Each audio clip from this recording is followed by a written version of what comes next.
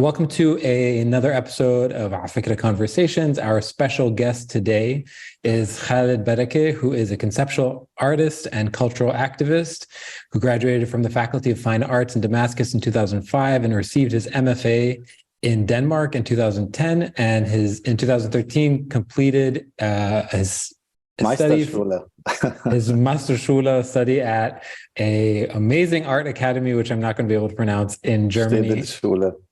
Thank you very much. Khaled is based in Berlin and has been on our list of people we want to speak to for quite some time. So Khaled, thank you so much for joining us.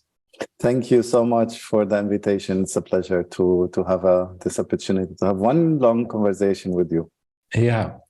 We were talking before the call briefly, and I was telling you that I was amazed at your background, specifically the fact that you describe yourself as a conceptual artist now, but you didn't start as that. No. Usually, sometimes I feel like when I speak to conceptual artists, they are conceptual artists because they don't know how to do anything else. Don't say this to conceptual artists. Yeah, I know. I don't say that. No, not to me. Yeah. but you are, you started your career in painting and calligraphy. Did you ever think to yourself that you were going to stay in those worlds? Yes. I thought I will stay in the painting world. I was really absolutely amused and amazed by my paintings and the surface and the color and the composition. It was because I had a rather traditional study at the Damascus University, Fine Art Faculty. And I wasn't so sure if I would manage to travel and, gain kind of new knowledge. So I thought that would be my reality for some time.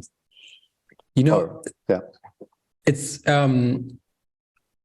for some people, it's hard to imagine a Damascus that has this thriving art scene, especially for young people who have grown up with images of war and heartbreak coming out of Syria.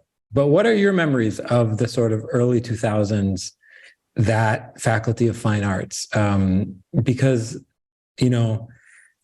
those universities in Syria produce incredible choreographers and artists and musicians, and it's incredible the output and the number of people who studied and learned in those faculties. What do you remember? Like, what was it like?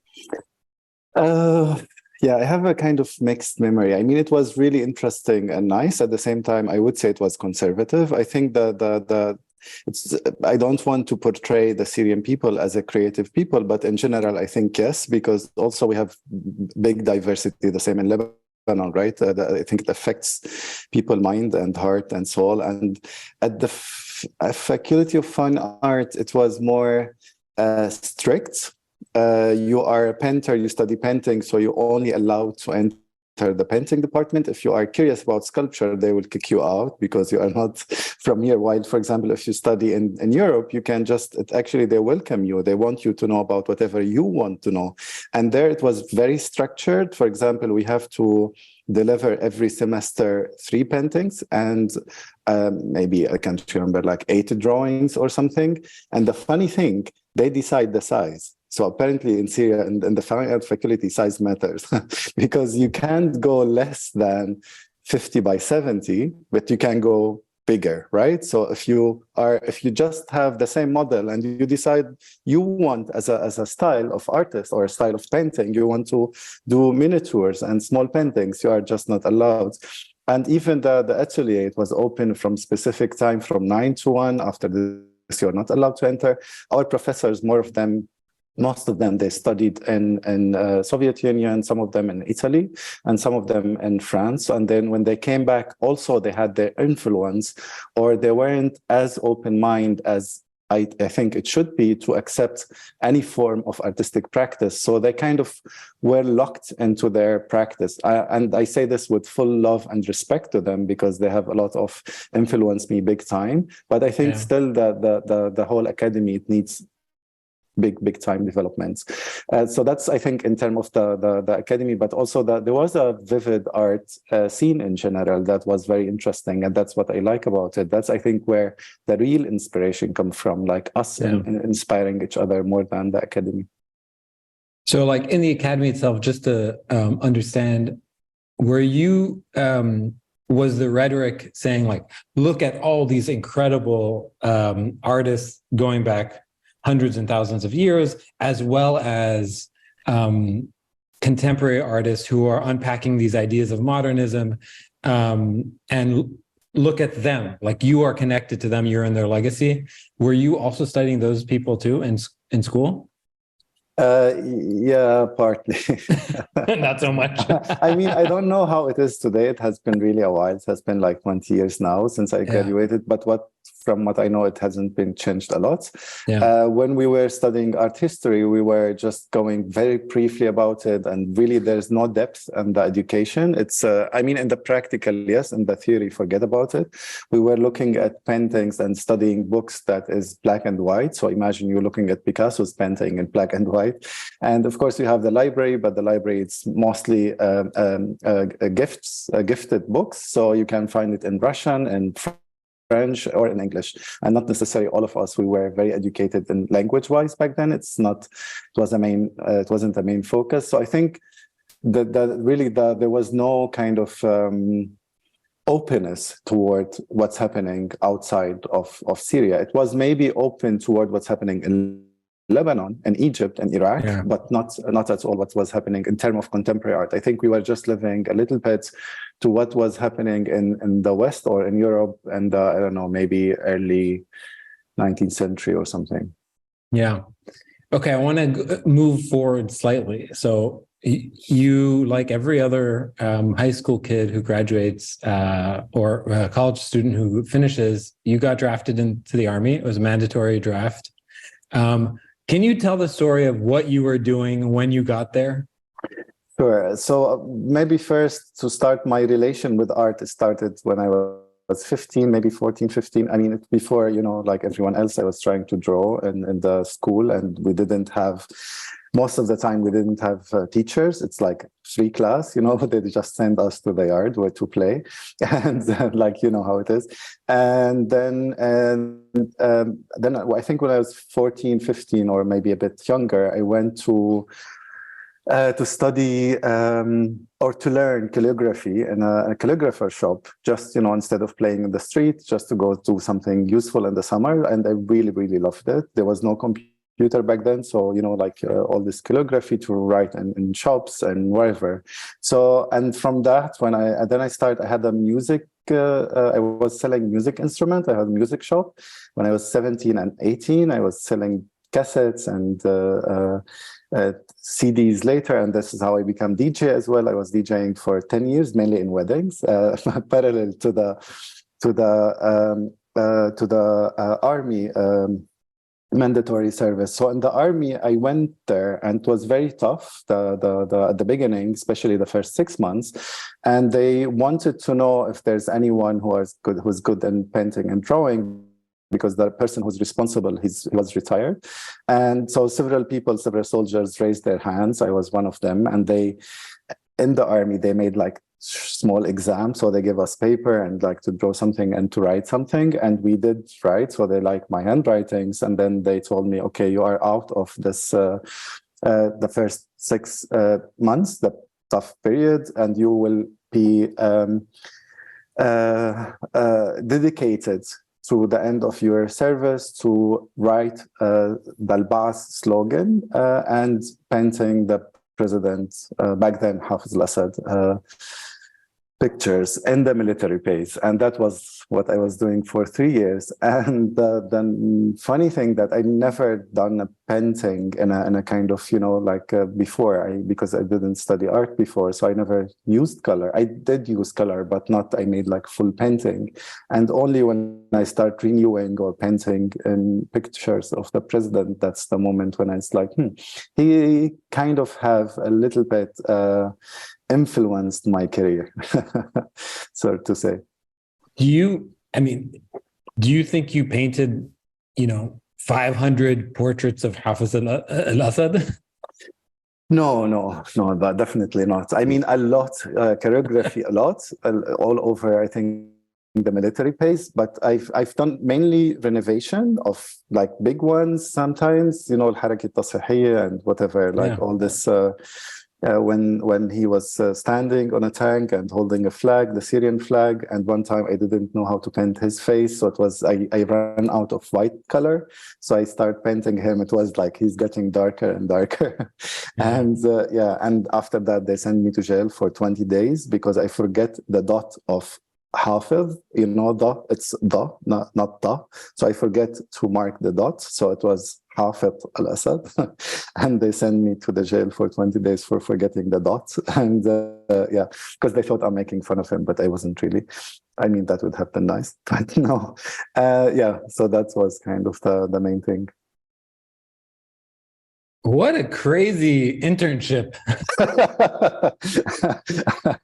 Yeah, indeed. If you ever have any interns and they complain about doing their work, you say, listen. I was like, see? One, I'm not asking you to paint these paintings. And two, if you miss the dot, I'm not going to send you to jail for 20 days. I have a presidential internship. Yeah. Okay, so you leave, you finish the army and you go to Europe. Yeah, not directly, but yes. Not directly, but we're zooming forward. Yeah. At what point did you start to think of yourself, okay, you know what? I am actually interested in conceptual art, and I'm interested in learning about sculpture and learning about all these different things, and I want all these different facilities at my disposal. When did you start? Like, if you and I were speaking in 2010, and I met you and I said, Khaled, it's cool. What are you up to these days? What are you doing? Still painting? What would you say to me? So I came in Syria, very shortly graduated from the art school. Then I have to save money to come to Europe. I came here by coincidence, but complete coincidence, meeting someone who sent me to Denmark, and there where I met the art director, whatever, and or the director of the art school, and who wanted to open up the art academy because there was no people of a color. It was only Danish people. So she said, like, why don't you come here? And she supported me with the visa because visa was very hard. But we have a problem with money because I have to finance myself. So I started an agency called Picture Culture in Syria, and we are doing a lot of graphic design work. And then I managed to save good money, and then that's when I moved to Denmark in 2008, where I studied my first master. I didn't, at the beginning, I arrived with, taking pride of my painting. And it's like, this is what I like to do, and this is what I'm good at. And they liked it, but it wasn't, what I thought their reaction to be, because they have interest in the art, but they have different understanding, which now I understand it more and more, being in this age as well. And after all these years, because the art and somewhere else, it's different context, right? If you look at the art scene now in Afghanistan, it's not there's not good artists. They're brilliant, but they are brilliant within their context as well. And since the art school where I studied, Fine Art Academy, it was more the direction of contemporary art, I struggle a little bit with my paintings. So, and then I kind of start learning by looking around and learning by doing. And that's the moment when I decided, it's actually nice. I like painting, but it's very limited. It's kind of monogamy relationship with one medium that give you in depth and more and more and more. But also you can try different things that might satisfy different needs that you have artistically.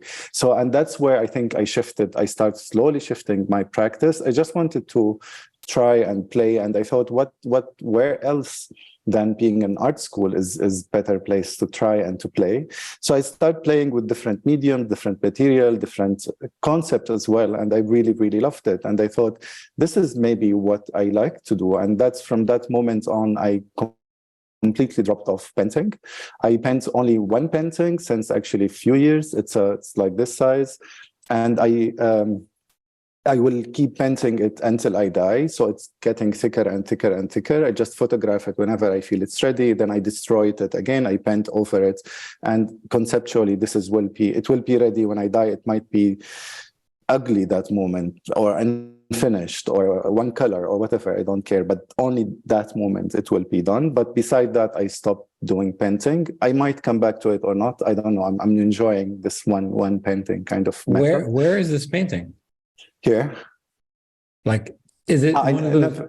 I never present it yet, because I wanted to build a memory, and the idea to present the painting. So you have the painting hanging on the wall, and you have next to it a calendar, not calendar, you know how calendar where you rip off the paper. Yeah. So it has all the layers, or whenever I felt it's ready and took photograph. And so you can't own the painting, right? I own it. It's one painting that kind of reflects my life and where I'm at. You can own only the layers of the painting whenever it was ready. So whenever you get bored of one face of this, you can take it off, and then you see what's behind it. It's kind of layering, and it has a question also of financial question, because I can't sell it. Maybe I can rent it for 1 year, or I don't know how yet, but this is kind of, I haven't presented yet. Wow. So in 2010, if you and I had spoken at this point, you're sort of finding your way. Would you have described yourself as, I am a Syrian artist, and what are the themes that you were trying to explore, in 2010, specifically before the war broke out? Yeah, I think in 2010, I was still trying to explore contemporary art. I was still trying to understand what contemporary art is, and what conceptual art is. And I think I was a little bit in an artistic cultural shock, in terms of what about all the knowledge I have? What about all the great artists that I admire from the region? What about this and that? Now I tell someone, listen, do you know, I don't know, Fatih al-Mudarris, and for example, it's like, who? Like, I don't know what you are talking about. So all my kind of, I had to change my skin, and it took me time to develop, I think, new skin to feel also solid in it. So I think that period was more question marks, exploration, trying out. That's how it was. Yeah, I can't imagine what that must have been like. I want to jump into some of your work, but before I do, there's a term that I've heard you say, which is a phrase that you use to describe your practice, and you say it's a practice of necessity. What does that mean? So I think I kind of get lost a little bit in my practice, in the sense of, I've done painting, I've done photography, I've done sculpture, I start curating shows, I founded cultural organization, I'm curating, I'm teaching sometimes.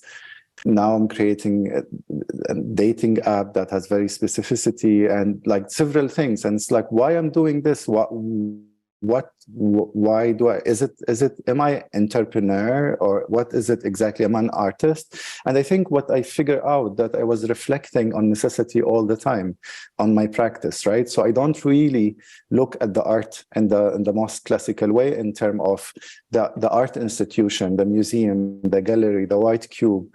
I think I'm a little bit beyond that, in a sense of it's limiting, because while you come to the art and you expect that you live your own maximum freedom and liberty, you just, get blocked with the art market requirement, with the PR requirement, with so many requirements. It's just another institution that has different forms and suits and behaviors, etc. But it's still limiting. And I love so much that this idea of that we can go beyond as well, right? We can go beyond creating only an object, put it in a museum and call it an artwork. So I felt all the time, with wherever I am, I'm reflecting on a necessity, either a personal necessity, either a surrounding necessity, either a collective necessity, or a bigger necessity as well. So the necessity kind of was guiding me, guiding my practice, guiding my even the choices of the artwork. Yeah, it's interesting. And what I like about it, excuse me as well, that Yeah. I think I'm gonna shift the practice from Studio Khaled Barakeh, because this is what it is now, to a practice of necessity lab. What I like about it, that I will melt into this practice. So even myself is not important as an ego, as an artist. So you kind of also overcome your ego and start producing, even not necessarily anonymously, it will be clear who is behind it, but it's not about the person, because now my production is all the time Studio Khaled Barakeh. And I like this idea not to be present in this sense. Can I ask you some basic questions? Of course. What do you do all day? Like you wake up in the morning. You really don't want to know. It's so boring. I'm so curious because like you were just describing all these things, right? You were describing you're running this organization, you have a studio, you teach classes, you might be working on an app, you have all these different ideas, right? But specifically when you have your artist hat on, what does that, for somebody who's not an artist, right? What does that actually look like to say, this is what my career looks like? I mean, there are terms I hear, okay? I'm going to try to play the role of our listeners. There are terms I hear: residency, biennale, solo exhibition, collaborative exhibition, practice. Like, what does this actually mean to somebody who's alien to this world? Like, what do you actually do? Okay, so if you'll allow me to ask such a question. Yeah, no, of course, it's great. It's very leisured. So I think for me, it's so basically where to start from. So my everyday is I just wake up and I immediately start working, like really.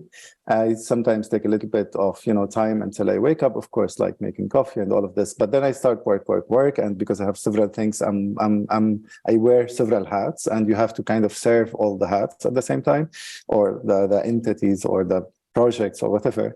So I work until the evening, 6, 7, and then I try to continue my life. Most of the time, even when I go out, I talk with my friends about projects and about work. Really, work taking a lot of my life. If you ask me what do you identify with, I will not say Syrian or male or I don't know, whatever. I will identify as an artist because this is my true identity. This is who I am and what I do. I think the day I will stop doing art or being creative, I think it's the day when it's the end.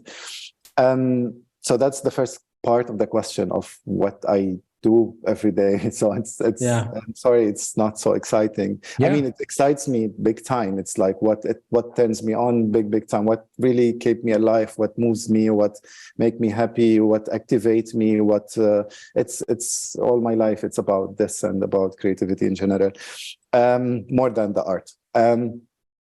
So what was the second question? What does it mean to be an artist, or what? Yeah, like from an outsider perspective, like you're doing all these different things, right? Like, how do you actually structure out your year or stuff like that? Like, are you kind of sort of hopping from exhibition to exhibition? Let's use Mute. Let's use Mute as an example, okay? Mute is one of your projects that has traveled all over the place. Can you sort of tell me the life of this project, how it started from idea to execution to now, where does it live? Yeah. Now I think I can link your both questions at the same time, because sometimes I just have the urge. I want to do something, regardless if it has a place to present or not. I really don't care. I just want to say something. And my language is art, so I just create. And sometimes completely the opposite. I get invited to a show and it's very specific now, so I have to come up with an idea, etc. And it's limited to the time, to the space, to the budget, to the resources, etc., etc. So I think with Mute, it started when I came to Frankfurt in 2000. I came 2010, but 2013, 2011, the Syrian war, which was a revolution before in 2011, for 1 year started, that before it turned into a war, and then later on a proxy war. Syrians start arriving to Germany, and the Syrians who were in Frankfurt also, they start demonstrating.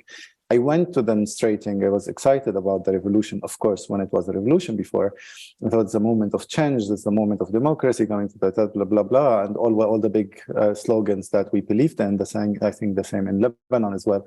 And so I went down to the street to demonstrate, and then I didn't really felt that I belong, because it was like, I was just looking at it from outside. I thought, okay, if I'm not Syrian, it will look like a bunch of angry Arabs. It's not so clear what they want. They waving a flag that they don't know what it is, or like Europeans, speaking from European perspective. And I thought, it's interesting. It's very nice that people going to demonstrate. It's great to this collectiveness coming together, believing in the same thing, or what we thought is. And then it's so not effective. It's so much waste energy and feelings and good intention. So that moment, specifically from that moment on, I decided one day I want to do something with the demonstration. I want to change not the culture of demonstration, but I want to add new language of how we demonstrate. I want people to hear our other voices as well, not only shouting, I don't know, whatever, like, kind of any kind of slogans, because most of the time the slogans was reflecting the slogans in Syria, but the slogan in Syria was making sense because it's conceptualized into the surrounding. But if you shift this, like, for example, there was a very famous song, Ya Allah, malna ghairak, Ya Allah, whatever, right? So if you all of the sudden in Frankfurt start saying Allah, and you don't know what you are hearing as Europeans, like what's going on, so it's not communicative, it's not really telling the story from the way how we want it to be told.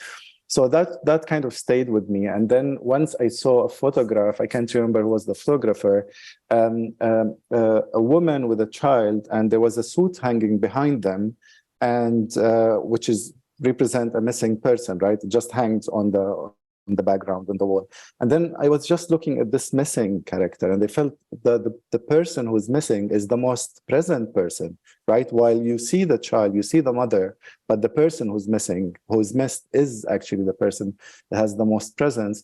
So from that moment on, I decided during the time of Corona as well, because there was lockdown, and there was, because of the lockdown, we couldn't gather, obviously. Parallel to that, there was the first trial ever against anyone who worked with the Syrian regime happening in a city called Koblenz. 2 men arriving to Germany as refugees. Their victims discovered they were here. They reported them, and there was a trial that has happened already, and it's done. The verdict was announced.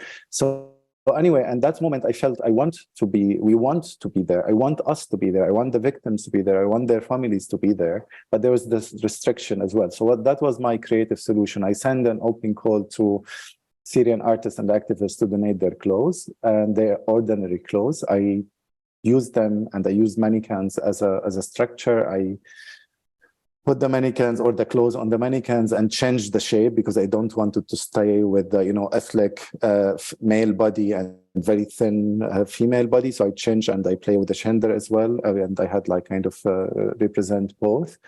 And I didn't, as you can see, maybe if you go back to the first image of Mute, you see there's no head. So I cut the head of the mannequin and reverse it, looking inside, looking the memory inside, the pain inside the past, and kind of the neck, it becomes the throat, right? Becomes the megaphone that maximizes the voices that try to be muted one day.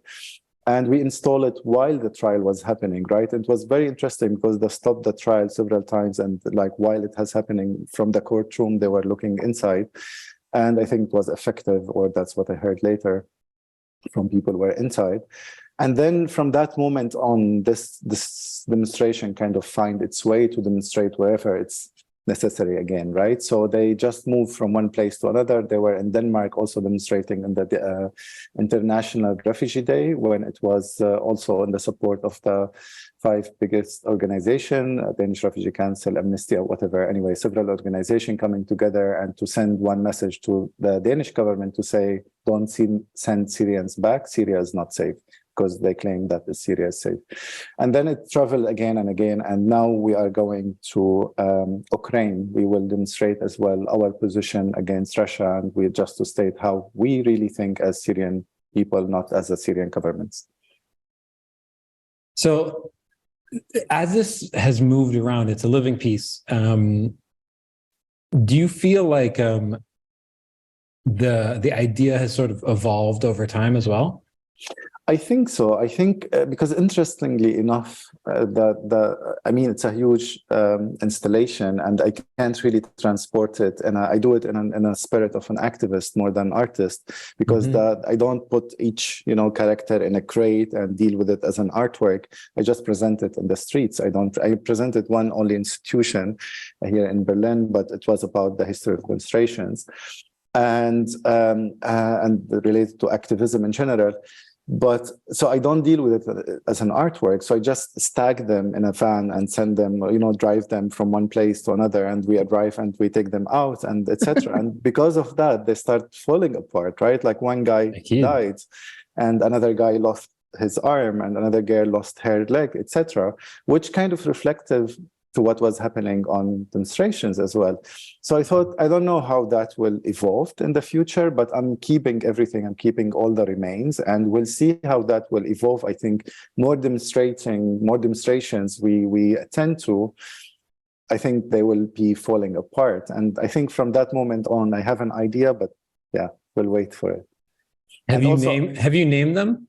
I know who they are. Each person is representative of a person I know, or a friend, or clothes of someone, or I know who they are. I know where the clothes coming from. Not all of them, but a lot of them. Yeah.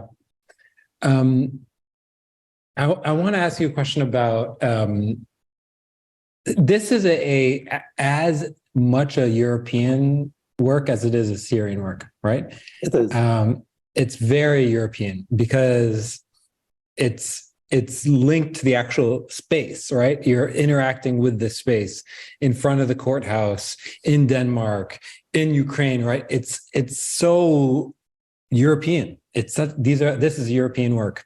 Do you ever feel weird about that? Because of, like the hostility towards Syrians who have relocated to Europe, trying to build lives, trying to be contributing members of society. Do you feel weird about trying to make this art, which is essentially European art as well? I feel that only when people make me feel that, like your question. Like right now. Not in any sense. Like, what is European art? It's kind of labeling and categorizing not only people, but their production, right? I had this I have this from once a curator told me, how can you produce something in such a high language, like, in an European aesthetic language? Like, huh? What do you mean? He said, yeah, it's like, you're not Syrian in the sense. It's like, what is Syrian in the sense? Like, can you describe what is Syrian? It's just a condition, a context that we were existed in. Now the context is changed. Look around. There's many amazing art that is just reflexive to the surrounding. It's not. I think if I was in Syria, I will not come up with this work, right? Just because I will have different contexts that I will work with, and that's what the environment kind of will shape my practice. And I wouldn't call it European. I think I will just call it contextualized, to geographically contextualized. Yeah. I mean, in the words of Malouf, like, these are not, paraphrasing him, basically, these are not mutually exclusive things, right? Exactly. We are multi-locals, right? And this is what I love. I don't like when people ask, where are you from? I mean, I understand because people want to, have a short talk or whatever, but I like it when you ask, where are you based? And I heard this before in a TED talk that I forget the name of the speaker, and they really loved it, this multi-locality, because I truly can be local in Rwanda, I can be local in Vietnam, I can be local in Spain in the same way. And like, I will be all the time reflecting on the surrounding, regardless if I'm Syrian or not, So this multi-locality, I think it's very beautiful. I think it's the true diversity that I seek. Yeah. What advice would you give yourself going, if a 2023 Khaled speaking to 2012 Khaled, what advice would you give yourself for remaining sane during a period of trying to create create art, finding a new home base, and being an activist and wearing multiple hats. What advice would you give that guy? Live. I wasn't living. I just live, enjoy, be yourself, be kind to yourself, love yourself. I had depression in 2013. That was, I think I was still a little bit suffering out of it until today, but it's getting better and better, I think. And it started in 2012 until 2013 and on. Like 2013 was the hard part of it, or at the peak of it, that continued to be a peak. But yeah, just live and just don't be scared and just be yourself. I think it's as cheesy and as cliche as it could be, I think. Yeah. And do more art and be more experimental and be brave and don't care. Just don't care. I mean, I never really cared. At the same time, I did kind of. So yeah, that's, I think, what maybe. How much of community, if you were to track the last, 10 years, how connected to a broader community of Syrian artists, how much have you felt like you've been connected to a broader community? Because so much of your work is so based on community. Even the way you talk about removing ego and your work, which we'll talk about in a bit with Coculture. But I'm curious, oftentimes when people have that intense desire for community and dedicate intense amounts of time to that, it's because there was a deep absence of community and an unrootedness. Yeah. No, so I'm just curious if I'm actually reading the signs. Absolutely, you are. I think it's in general, not only because we as Syrian, we don't belong and uprooting and not living with communities. That's definitely, I think, part of it. But also, I think we just live in a toxic culture in general, and there's really no genuinity of our connection, especially, I think, in the European surrounding, at least, because you don't have, or in the Northern European surrounding, of course, people, they have their own communities, etc. But the individualism in general, in terms of the capitalism and the system we live in, it isolates us, right? It breaks you down. It needs to break you down to your individual entity for so many reasons. And I think we need this genuinity of collectiveness, of coming together, of really practicing radical love and radical care that we don't do or have, I think, anymore. And that appears, I think, big time in my work on the practice and the dedication that try with big ingenuity and nice intuitive, that I think sometimes even utopian, that let's come together, let's bring people together. So it's something that I see it now, how much is missed for the Syrians, not only, but also in general. That's why I try to all the time through my work, I try to all the time, even for short time, create communities or bring people together, have social practice-based kind of aesthetics and practice at the moment, at least. Yeah. I want to ask you about the Biennale, because I know that you're somewhat involved. And it's on the Coculture website as one of the projects. Tell me a little bit about the Syrian Biennale and what is kind of unique about this. Yeah. So Syrian Biennale, it's part of projects of Coculture. Coculture is a non-profit organization. I founded in 2017 or 2018. It has several projects. Syrian Cultural Index is one of which. The Syrian Biennale is another project, supporter and Coculture space. So we're thinking of ecosystem of project that one support another. Syrian Cultural Index, I have to start from there. It's our main project, our main purpose of existence as a Coculture.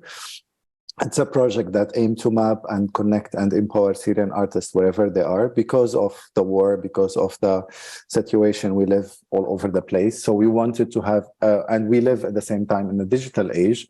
So we thought to create a platform that gathered the Syrians. So our production is not melting into the surrounding, but it's embedded in one place where we can find each other, we can look at each other's work, and at the same time, we can show the artist's work to other people. So, and through digital tools, we support the artists to create their website, to have opportunity that is based on their gender, location, age, etc., to have a calendar that organize their work, to have, that's long term. Now we are just starting with the first steps. It's like it will be built up in a agile kind of methods. And based on the index, that will become a researcher tool. We will know exactly how many artists is living in, and how many artists are living in Germany, how many female artists living in Malmö in Sweden, how many in Syria, etc., how many painter, how many sculpture, how many young, how many old.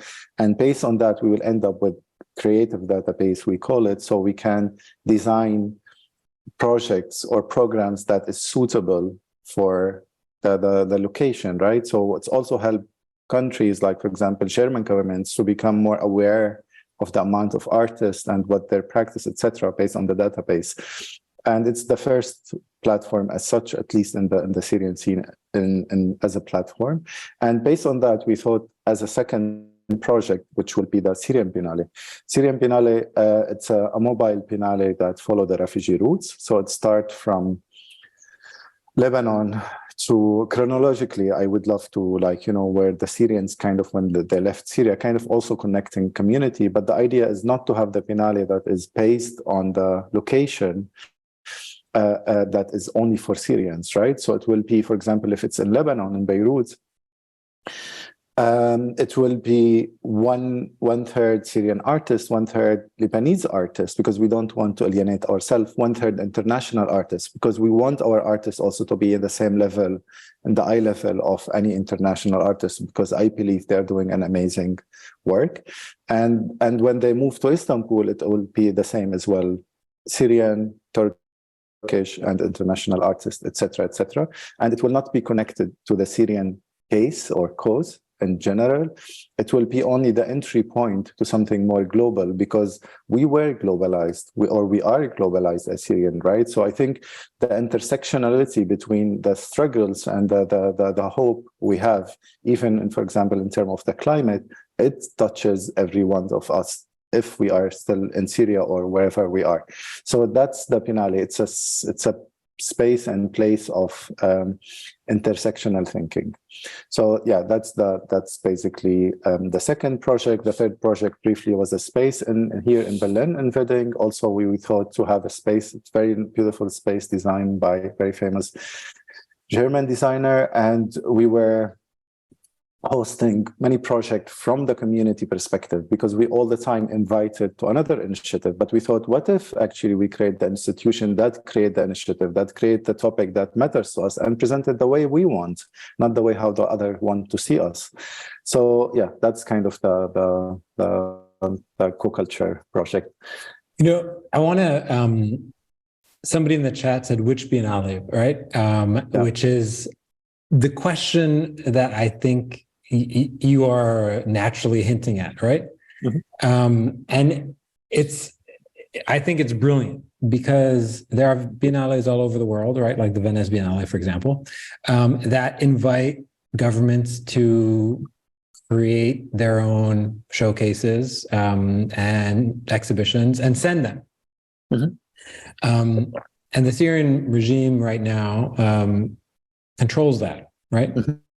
And so this is a counterpoint, but it's almost this. I feel like that's what you're trying to do.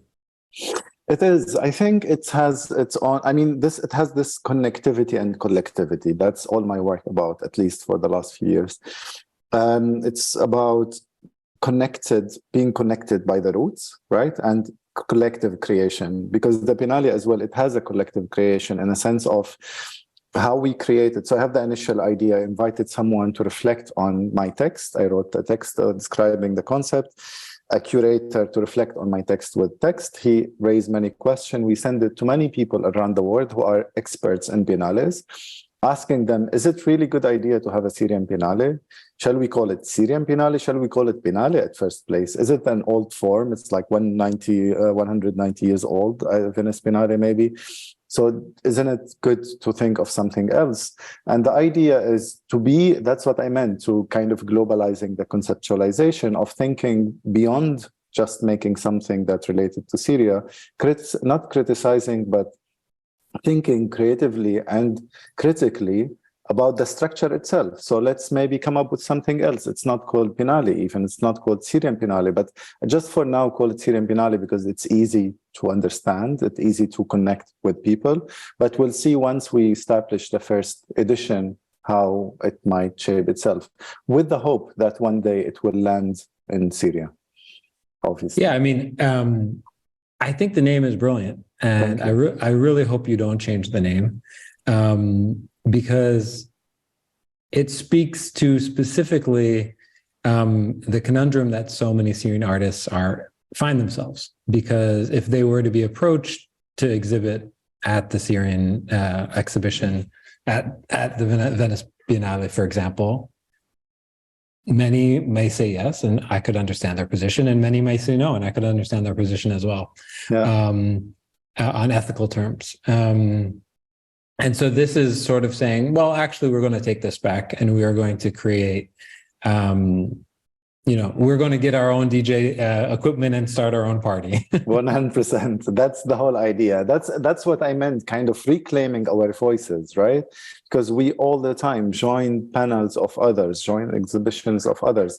But what if we are the initiator? What if we are the creator? What kind of language do we speak? We can have a space for, that's what I meant about the intersectional thinking. We can have a space for others to join, right? So while it's called Syrian Biennale, it's actually an international event, or this is how high-end international events, because also we want to shift a little bit from the humanitarian perspective towards Syrians, right? Because every time someone goes somewhere, they think, okay, it will be a Syrian exhibition, so it's about this and that. And we want really to start thinking beyond that. Yeah. I want to do the quick Q&A, and then maybe we have some questions in the chat. And if not, I have another question. So let's jump right into the quick Q&A. What are you reading or watching these days? You really don't want to know. I do. I'm reading fund reports and auditing reports. It's a lot, like end of the year, beginning of the year, there's a lot of reports you have to deliver to funders in terms of co-culture organization. So I'm doing a lot of that. And since I'm working, as I mentioned, and like all my life at the moment, which will be changed soon, it's around work. So it's kind of, I reached the end of the day where I just want to have a little bit of break. And I was watching, so reading, I'm not reading anything specific now that I can share with you. I was watching Netflix called How to Get Away with the Murder, because also getting in touch with the justice system in Germany and in Europe, it made me question a lot, big time, the whole concept of justice, because I don't really believe in justice and institutional justice. I mean, it gets close as much as it's possible to it, but it's all about who can manipulate who and who can fake what and who can prove with evidence what has happened, but it will never, ever be a reflection of what is the reality, right? It's about, if you can prove, if you kill my brother, whatever, if I can prove it, you will win. I can't prove it, even if I see it with my naked eyes, right? So I was very interested in the whole concept of justice lately. Can I ask you another question? Of course. What percentage? Yeah, that's why we're here. What percentage of your time do you think you spend as an artist doing about the least artistic thing possible, which is applying for and satisfying grant requirements? I don't satisfy. I mean, I do, I have to, but I truly have my own way around things in general. I have a very stubborn, strong vision of how things should be, which blocks me sometimes. But I strongly, when I think of something, apparently it's convincing as well for other, which is great. But I spent since Coculture ate a lot of my time and practice and productivity. So because you have to, kind of also like working in the German system, right? Like you have to do a lot of paperwork, right? Like a tax report, like if you apply for, I don't know, 20 A4 blue paper, you have to provide invoice for 20 A4 blue paper, right? So it's big time work that I really can't wait until it's done, because I want to move on. I really want to develop the institution, make it sustainable and stable, and then have an open call for someone to be my replacement. And then I feel like, well done, now I can move on. Yeah. Who would you love to shadow for a day, past or present? Yeah, when you send this, I was thinking about it a lot, and so many people, so many.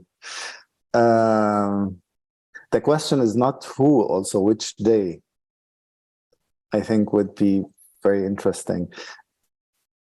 Lady Gaga. Which day?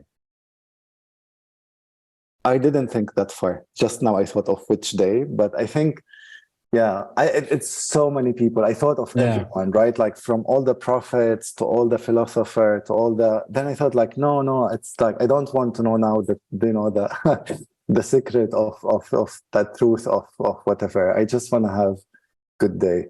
Okay, nice. Yeah. Okay, what do people most misunderstand about your work? That they think most of the time it's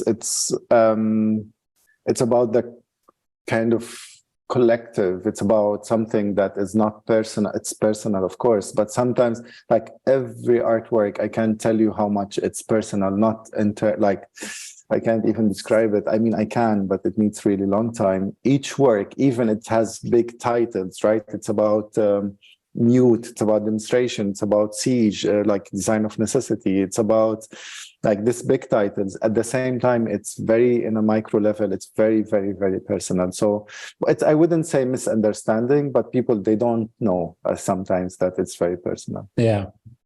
Okay, the last question is, and I'm going to change it slightly. Outside of your field, outside of art, who do you admire? Who sort of inspires you? There's a few thinkers / philosopher that I like, modern philosopher, so to say. And there's some musicians that I also admire, but I would have to say that I really like creativity. So in general, I like creative people. I think mostly being amused about art and artists and creativity more than theory thinking or, yeah. Cool. I have one last question, then I want to wrap up. The Syrian Cultural Index, okay? I'm going to ask you a very simple question. By your estimation, how many Syrian cultural practitioners are there around the world that would and should sign up for something like this? I hope everyone will sign up. Give me a sense of the scale. Like, are you talking about 1,000 people, 10,000, 100,000? I think give me specificity of the question to be able to give you more, I think, specific answer. Like and my answer would be just a guess. Because you just said cultural practitioners. Yeah. That's a very big word, because that includes filmmaker, musicians, writer, journalist, investigative journalism, photographers, name it, right? So I think definitely we talk about tens of thousands, like thousands. I think, I don't know how many thousands of thousands, but really a lot. Because also the question is, what is the criteria of then? Is it, for example, in the art, is it your definition to yourself, being an artist, or is it definition of others? Or is it definition of institution to you, towards you to be an artist? Because I received sometimes calls or, requests from people who are, like, I got a really nice message the other day from an old lady, Syrian lady, a woman in Canada, and she never really did any exhibition, and she had a very nice, like, decent work. I definitely consider it artist. It's more in the naive art, they call it, it's not underestimating the art. It's that the movement. It's called naive art, I think. So and it's really brilliant. So do we would consider this an artist? Yes, for me, it's definitely yes. So I think there will be thousands of thousands for sure. It's really hard to estimate. That's why I wanted to know. So that's why I'm creating the index. Yeah, it's very cool. And it's very, very powerful. Well, Khaled, I want to wrap up. For anyone who's interested in finding more information about you, they can go to khaledbarakeh.com, KhaledBarakeh.com, and they can find Coculture on there as well. It's been a lot of fun to speak to you, and thanks for answering my my primary questions. No, it's brilliant. Really, thank you so much for the time. And I hope we'll have another chance to talk in the future. Yeah, inshallah, when I come up to Berlin, we can continue the conversation. Looking forward to it.